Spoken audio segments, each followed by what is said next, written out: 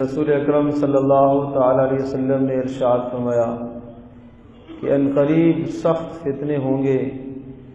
اور سنو بڑے سخت فتنے آئیں گے، اور خوب سنو بڑے سخت فتنے آئیں گے۔ القاعد خیر من الماشی فیہا، ان فتنوں کے زمانے میں آدمی جو بیٹھا ہوا ہے، القاعد وہ چلنے والے سے زیادہ بہتر ہے جس کا کسی سے کوئی سروکار نہ ہو۔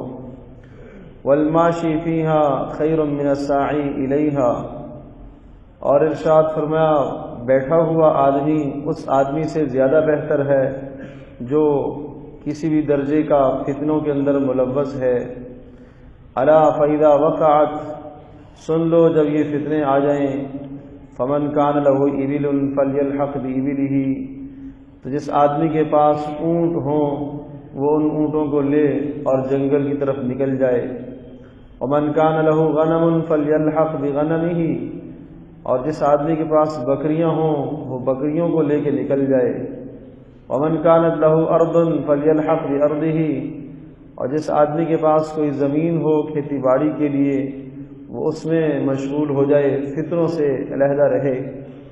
فقال رجل یا رسول اللہ، ایک آدمی نے کہا اللہ کے رسول، ارأیت من لم یکن لہ ابل ولا غنم ولا ارض، آپ کیا کہتے ہیں اس آدمی کے بارے میں جس کے پاس اونٹ بھی نہ ہو، بکریاں بھی نہ ہوں، کوئی زمین بھی نہ ہو کھیتی باڑی کے لیے؟ تو رسول پاک صلی اللہ علیہ وسلم نے ارشاد فرمایا ایسے شخص کے لیے حکم یہ ہے، یعمد الی سیفہ فیدق علی حدہ بحجر، کہ اپنی تلوار کو لے اور اپنی تلوار کی دہار کو پتھر پر مار کر کند کر دے، یعنی توڑ دے۔ ثم لینج ان استطاع النجا، پھر نجات کی جو صورت ممکن ہو سکے اس فتنے سے بچنے کے لیے کرے۔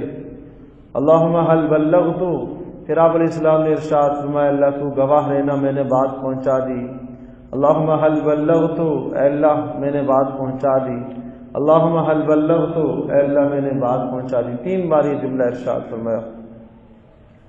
فقال رجل، پھر ایک آدمی نے کہا یا رسول اللہ، ارأیت ان اکرہت حتی ینطلق بی الی احد الصفین، آپ کا کیا خیال ہے اگر مجھے مجبور کیا جائے اور مجھے جبر کیا جائے اور زبردستی لے جا کر کسی صف میں کھڑا کر دیا جائے؟ فیضربنی رجل بسیفہ، تو ایک آدمی اپنی تلوار سے مجھے مارتا ہو، یا ایک سامنے سے تیر آئے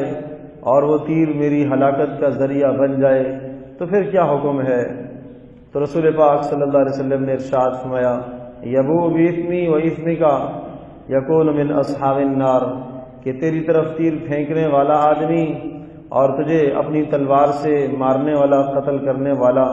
جب وہ وہاں سے واپس لوٹے گا تو اپنا گناہ بھی اس کے سر پر ہوگا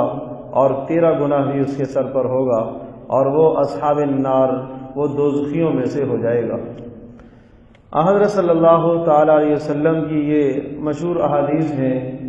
اور احادیث کی تمام کتابوں میں کتاب الفتن ایک مستقل کتاب ہے،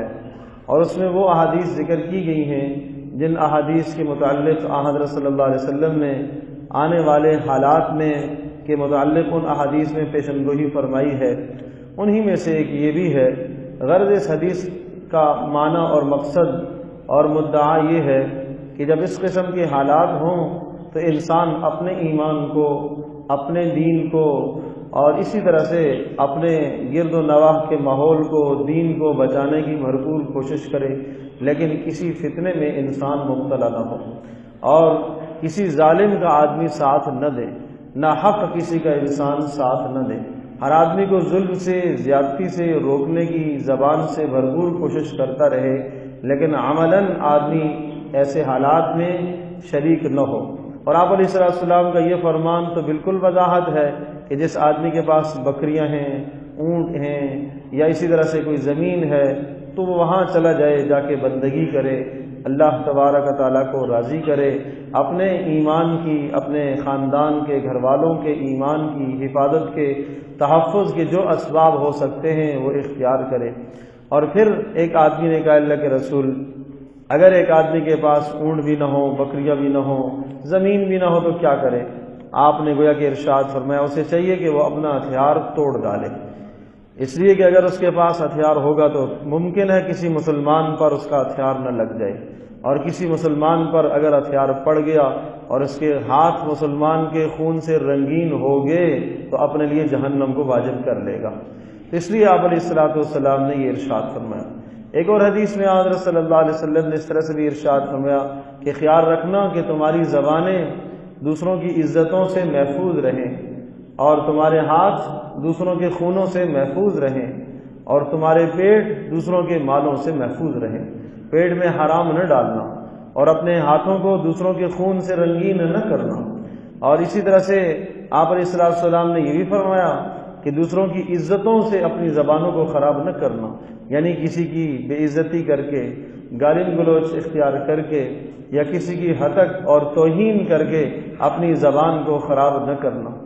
پھر پوچھا گیا اللہ کے رسول، اگر ایسے حالات ہوں اور ایسے حالات میں اگر مجھے مجبور کیا جائے اور مسلمانوں کی کسی صف میں لے جا کے مجھے کھڑا کر دیا جائے تو پھر کیا کروں؟ آپ علیہ السلام نے یہ بتایا، اور اس نے یہ کہا اللہ کے رسول سامنے سے ایک تیر آ جائے اور وہ مجھے مار ڈالے، قتل کر دے تو پھر میرا کیا بنے گا؟ تو آپ نے ارشاد فرمایا تیرے گناہ اس کی طرف پلٹ جائیں گے، اور اس کے اپنے گناہ بھی ہوں گے اور تیرے گناہ بھی ہوں گے، اور ان گناہوں کی وجہ سے وہ قاتل اصحاب النار، وہ دوزخی کہلائے گا۔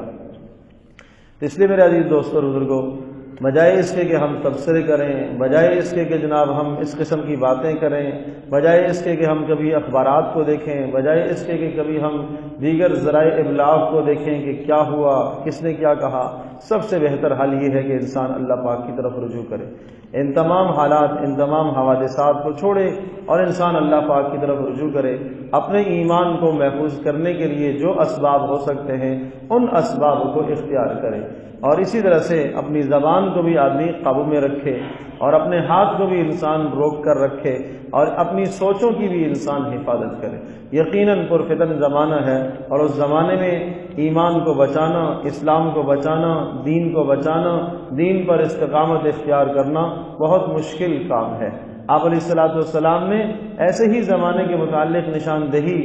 فرماتے ہوئے یہ ارشاد فرمایا کہ ایک زمانہ آئے گا جس زمانے میں دین پر چلنا، دین پر عمل کرنا، دین پر استقامت اختیار کرنا ایسا ہی مشکل ہوگا جس طرح سے ہاتھ میں انگارہ رکھنا ہے۔ ہاتھ میں انگارہ رکھنا مشکل ہے، کچھ نہ کچھ ضرور انسان کو جلن ہوتی ہے، اور کچھ نہ کچھ ضرور آدمی کو تکلیف ہوتی ہے۔ اس طرح سے ارشاد فرمایا کہ ان فتنوں سے کچھ نہ کچھ حصہ کسی کو ضرور پہنچے گا، تکلیف ہوگی، لیکن حضرت صلی اللہ علیہ وسلم کے عمومی طور پر یہ ارشاد ہمیں یہی سبق دیتے ہیں، یہی بتا رہے ہیں کہ رجوع الی اللہ کی بڑی ضرورت ہے۔ اس لیے بہرحال اپنے ایمان کا تحفظ، اپنے دین کا تحفظ، اپنی نسلوں کے ایمان کا تحفظ، اور اپنی اولاد اور گھر والوں کے ایمان کا تحفظ یہ بڑی ضروری چیز ہے۔ ارشاد فرمایا قرآن مجید میں قوا انفسکم واہلیکم نارا، اپنے آپ کو بھی اور اپنے گھر والوں کو بھی جہنم کی آگ سے بچاؤ۔ ظاہر ہے ان فتنوں میں پڑ کے اور ان حالات میں فتنوں کے اندر واقع ہو کر اپنے آپ کو جہنم کے لیے تیار کرنا ہے۔